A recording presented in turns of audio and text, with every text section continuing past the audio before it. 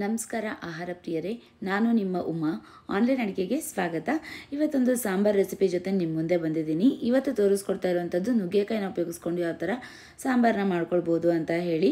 ಹೋಟೆಲ್ಗಿಂತಲೂ ರುಚಿಯಾಗಿ ನಾವು ಮನೆಯಲ್ಲೇ ನುಗ್ಗೆಕಾಯಿ ಸಾಂಬಾರನ್ನ ಮಾಡಿಕೊಂಡು ಸವಿಬೋದು.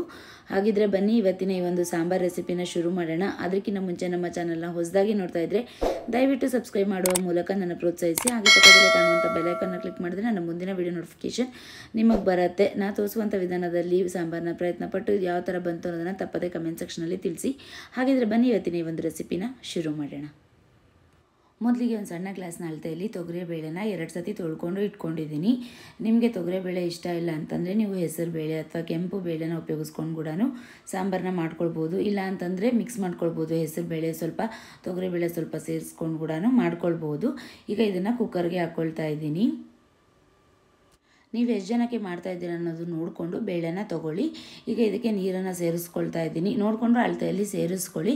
ಹಾಗೆ 3 ಹಣ್ಣಾಗಿರೋಂಥ ಟೊಮೆಟೊನ ಹಾಕ್ಕೊಳ್ತಾ ಇದ್ದೀನಿ. ನಾನಿಲ್ಲಿ ಹುಣಸೆಹಣ್ಣು ಕೂಡ ಬಳಸ್ಕೊಳ್ತಾ ಇದ್ದೀನಿ, ಹಾಗಾಗಿ 3 ತೊಗೊಂಡಿದ್ದೀನಿ. ನಿಮಗೆ ಹುಣಸೆಹಣ್ಣು ಬೇಡ ಅಂತಂದರೆ ಜಾಸ್ತಿನೇ ಟೊಮೆಟೊನ ತೊಗೊಳ್ಬೋದು.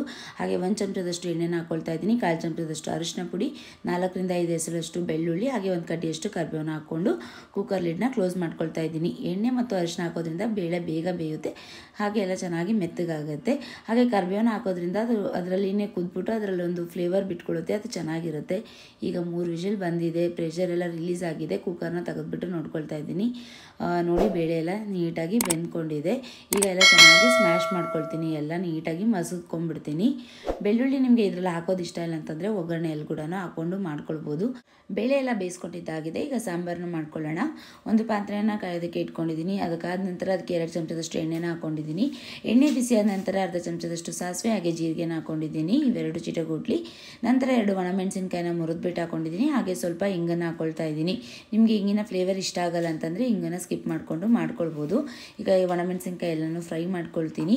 ನಂತರ ಒಂದು ಮೀಡಿಯಮ್ ಸೈಜ್ ಈರುಳ್ಳಿನ ಉದ್ದವಾಗಿ ಕಟ್ ಮಾಡಿಕೊಂಡು ಸೇರಿಸ್ಕೊಂಡಿದ್ದೀನಿ. ನಂತರ 3 ನುಗ್ಗೆಕಾಯಿನ ಕಟ್ ಮಾಡಿಕೊಂಡು ಸೇರಿಸ್ಕೊಳ್ತಾ ಇದ್ದೀನಿ. ಇವೆರಡನ್ನೂ ಎಣ್ಣೆಯಲ್ಲಿ 2 ನಿಮಿಷಗಳ ಕಾಲ ಫ್ರೈ ಮಾಡ್ಕೊಳ್ಬೇಕಾಗುತ್ತೆ. ನುಗ್ಗೆಕಾಯಿ ಸಾಂಬಾರನ್ನ ಇದೇ ಥರನೇ ಮಾಡ್ಕೊಳ್ಬೇಕು. ಡೈರೆಕ್ಟಾಗಿ ಕುಕ್ಕರಲ್ಲಿ ಹಾಕ್ಬಿಟ್ರೆ ಫುಲ್ ಬೆಂದೋಗ್ಬಿಡುತ್ತೆ, ಚೆನ್ನಾಗಾಗೋದಿಲ್ಲ, ಮೆತ್ತಗಾಗ್ಬಿಡುತ್ತೆ ನುಗ್ಗೆಕಾಯಿ ಎಲ್ಲ. ಹಾಗಾಗಿ ಈ ಥರ ಫ್ರೈ ಮಾಡ್ಕೊಂಡ್ಬಿಟ್ಟು ಇದಕ್ಕೆ ನೀರನ್ನು ಸೇರಿಸ್ಕೊಳ್ತಾ ಇದ್ದೀನಿ. ಇವೆರಡು ಬೇಯುವಷ್ಟು ನಾವು ನೀರನ್ನು ಹಾಕ್ಕೊಂಡು ಬೇಯಿಸ್ಕೊಳ್ಬೇಕಾಗತ್ತೆ. ನುಗ್ಗೆಕಾಯಿ ಒಂದು 5 ನಿಮಿಷದಲ್ಲಿ ಎಲ್ಲ ಬೆಂದು ಹೋಗ್ಬಿಡುತ್ತೆ, ಹೆಚ್ಚಿನ ಸಮಯ ಏನು ತೊಗೊಳ್ಳೋದಿಲ್ಲ. ಇವಾಗ ನುಗ್ಗೆಕಾಯಿ ಎಲ್ಲ ಚೆನ್ನಾಗಿ ಬೆಂದಿದೆ. ಇದಕ್ಕೆ ಮುಂಚೆನೇ ಬೇಯಿಸಿಟ್ಕೊಂಡಿರೋಂಥ ಬೇಳೆ ಮಿಶ್ರಣನ ಸೇರಿಸ್ಕೊಳ್ತಾ ಇದ್ದೀನಿ. ನಿಮಗೆ ಸಾಂಬಾರು ಯಾವ ಕನ್ಸಿಸ್ಟೆನ್ಸಿಯಲ್ಲೇ ಬೇಕೋ ನೋಡಿಕೊಂಡು ನೀರನ್ನು ಸೇರಿಸ್ಕೊಳ್ಳಿ. ತೆಳುವಾಗಿ ಬೇಕಂದ್ರೆ ಸ್ವಲ್ಪ ಜಾಸ್ತಿ ನೀರು ಹಾಕ್ಕೊಳ್ಳಿ, ಗಟ್ಟಿಯಾಗಿ ಬೇಕು ಅಂತಂದರೆ ನೋಡಿಕೊಂಡು ನೀರನ್ನ ಸೇರಿಸ್ಕೊಳ್ಳಿ. ಈಗ 1 ಕಡ್ಡಿಯಷ್ಟು ಕರಿಬೇವನ್ನ ಹಾಕ್ಕೊಳ್ತಾ ಇದ್ದೀನಿ. ಒಗ್ಗರಣೆಯಲ್ಲಿ ಹಾಕೋಕ್ಕಿಂತ ಕರಿಬೇವನ್ನ ಈ ಥರ ಹಾಕೊಂಡಾಗ ಚೆನ್ನಾಗಾಗುತ್ತೆ. ಹಾಗೆ ಒಂದು ಸಣ್ಣ ನಿಂಬೆಹಣ್ಣು ಗಾತ್ರದಷ್ಟು ಹುಣಸೆಹಣ್ಣ ನೆನೆಸಿಟ್ಕೊಂಡಿದ್ದೆ, ಅದರ ನೀರನ್ನು ಹಾಕ್ಕೊಳ್ತಾ ಇದ್ದೀನಿ. ಹಾಗೆ 2 ಚಮಚದಷ್ಟು ಬೇಳೆ ಸಾಂಬಾರು ಪೌಡರ್ನ ಹಾಕ್ಕೊಂಡಿದ್ದೀನಿ. ನೀವು ಮನೇಲಿ ಮಾಡಿದರೆ ಅದನ್ನ ಹಾಕ್ಕೊಳ್ಬೋದು, ಇಲ್ಲಾಂದರೆ MTRದು ಹಾಕ್ಕೊಳ್ಬೋದು, ಯಾವುದಿದೆನೋ ಅದನ್ನು ಹಾಕ್ಕೊಳ್ಬೋದು. ಒಂದು 1/4 ಚಮಚದಷ್ಟು ಅರಿಶಿನ ಹಾಕ್ಕೊಳ್ತಾ ಇದ್ದೀನಿ. ಹಾಗೆ 1 ಚಮಚದಷ್ಟು ಅಚ್ಕಾರದ ಪುಡಿನ ಹಾಕ್ಕೊಳ್ತಾ ಇದ್ದೀನಿ. ಹಾಗೆ ರುಚಿಗೆ ತಕ್ಕಷ್ಟು ಉಪ್ಪನ್ನು ಸೇರಿಸ್ಕೊಳ್ತಾ ಇದ್ದೀನಿ. ಇದನ್ನೆಲ್ಲ ಸೇರಿಸ್ಕೊಂಡು ಚೆನ್ನಾಗಿ ಮಿಕ್ಸ್ ಮಾಡ್ಕೊಳ್ಬೇಕಾಗತ್ತೆ. ನಿಮಗೆ ಈ ಥರ ಹಾಕ್ಕೊಂಡು ಮಿಕ್ಸ್ ಮಾಡ್ಕೊಳ್ಳೋದು ಕಷ್ಟ ಆಗುತ್ತೆ, ಗಂಟು ಕಟ್ಟುತ್ತೆ ಅಂತಂದರೆ ನೀರಲ್ಲಿನೇ ಸಾಂಬಾರು ಪೌಡರ್ನ ಮಿಕ್ಸ್ ಮಾಡ್ಕೊಂಡು ಕೂಡ ಸೇರಿಸ್ಕೊಳ್ಬೋದು.